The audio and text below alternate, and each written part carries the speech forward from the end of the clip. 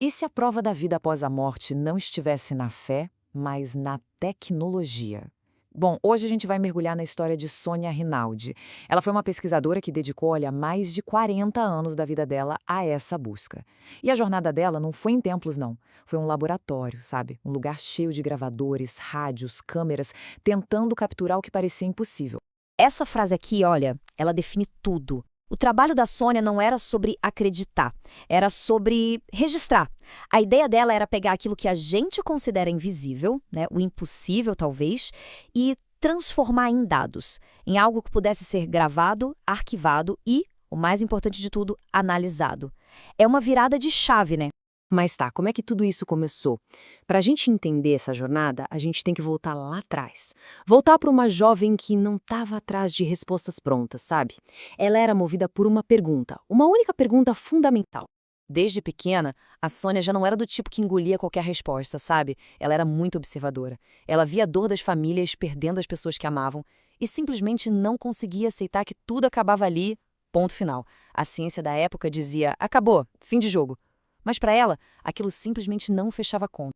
E era exatamente essa a questão que não saía da cabeça dela. Pensa bem, se a nossa consciência, com tudo que tem dentro, memórias, emoções, toda essa complexidade, como é que algo tão rico assim poderia depender só de um órgão físico? Para ela, isso era quase um erro de lógica. E essa pergunta não era só uma viagem filosófica, não. Era uma hipótese. Uma hipótese que ela sentia que precisava de alguma forma testar. E aqui a gente vê o ponto de partida. Não foi num templo, não foi com um guru, foi ela, sozinha, num quarto, com um gravador de fita. Simples assim. Ela não estava tentando contatar espíritos no sentido clássico. O que ela estava fazendo era testar o silêncio, procurando qualquer coisinha que pudesse desafiar aquela ideia do nada absoluto. Era um experimento puro, sabe? Movido por intuição e uma disciplina de fé. Então, aqueles primeiros experimentos com gravador, eles levaram a uma descoberta que, olha, ia mudar tudo. A morte, para Sônia, estava prestes a deixar de ser um silêncio, para se tornar uma frequência. Foi uma virada de chave total no pensamento dela. E aí ela descobriu que não estava sozinha nessa. Lá na Europa já existiam pesquisadores, como um cara chamado Friedrich Jorgensen, que estavam explorando um campo chamado transcomunicação instrumental, ou TCI. A ideia era exatamente o que ela estava procurando, usar a tecnologia para um contato direto, sem precisar de um médium humano, entende? A máquina seria a ponte, o intermediário. E aqui está a grande sacada. A mudança de paradigma total. As vozes que ela começou a captar não vinham de fora, como se alguém estivesse falando no quarto. Elas saíam de dentro do ruído branco. Eram tipo micromodulações. É como se as consciências não estivessem falando, mas sim mexendo nas ondas de som que já existiam ali. A morte, então, deixava de ser um fim para se tornar uma mudança de estado, uma mudança de vibração. Claro que o método dela foi evoluindo muito, né? Começou com um gravadorzinho simples, mas aí ela pensou, e se as consciências precisam de alguma matéria-prima para se manifestar? Foi aí que ela criou os bancos de som, com vários rádios ligados em estações diferentes. O passo seguinte foi aplicar a mesma lógica para a luz. Pô, se o som podia ser modulado, por que não a luz? E foi aí que ela começou a usar tecidos brilhantes, superfícies que refletiam a luz, para tentar capturar o que ela chamou de transimagens. E essa evolução não ficou só na teoria, não. Ela saiu de um equipamento super improvisado, coisa de fundo de quintal mesmo, para projetar e construir as próprias ferramentas. Ferramentas especializadas para isso. Isso não é só pesquisa, gente. A invenção mostra uma dedicação absurda para refinar o método década após década, criando a tecnologia que ela precisava quando ninguém mais tinha. E aqui a gente chega no ponto que realmente diferencia a TCI da mediunidade tradicional. Pensa só.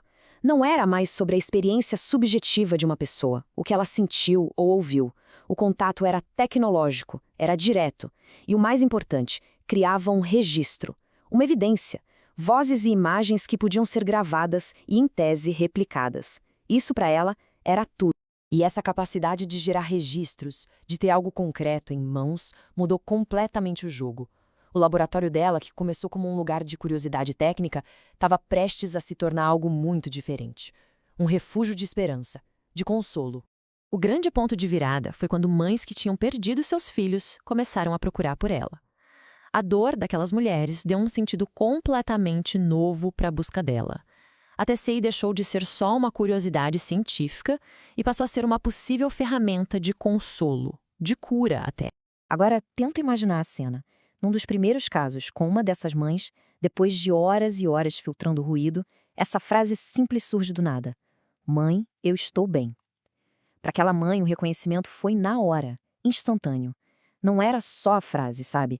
Era o tom de voz, o jeito de falar, talvez até um apelido que só eles dois sabiam. A evidência aqui não era científica no sentido frio da palavra. Era profundamente pessoal. A partir dali, o trabalho dela ganhou outra dimensão. As gravações não prometiam, claro, curar a dor de uma perda, mas elas ofereciam uma coisa muito poderosa, um vislumbre de que algo continuava. E para muitas famílias, de acordo com a fonte, isso transformava o luto. A dor não ia embora, mas a sensação de que a conexão não foi totalmente quebrada, isso permitia que as pessoas, aos pouquinhos, voltassem a viver. E o trabalho dela também foi para o campo visual, não ficou só no som. Esse aqui é um dos exemplos mais pessoais e diretos que a gente tem na fonte. De um lado, a foto da cachorrinha dela, a Honey, em vida. Do outro, o que a Sônia diz ter capturado depois que a Honey se foi. Olha, independentemente da interpretação de cada um, o que isso mostra é a consistência do método dela, né? Aplicando os mesmos princípios de modular uma matéria-prima para tentar capturar imagens. Então, ao juntar tecnologia com uma necessidade humana tão profunda, a Sônia estava, no fundo, propondo uma ciência com alma. Mas, como dá para imaginar, tentar construir uma ponte entre esses dois mundos não foi um passeio no parque. A resistência que ela enfrentou foi enorme. E a resistência vinha de todo lado, o que é bem comum para quem está abrindo o caminho, né? A academia torcia o nariz, chamava de pseudociência. Uma parte dos espiritualistas tinha medo que a tecnologia fosse robotizar a conexão espiritual. E, claro, muitos céticos simplesmente descartavam o trabalho dela de cara, sem nem dar uma olhada nas décadas de arquivos que ela juntou. Qual foi a resposta da Sônia para tudo isso? O método.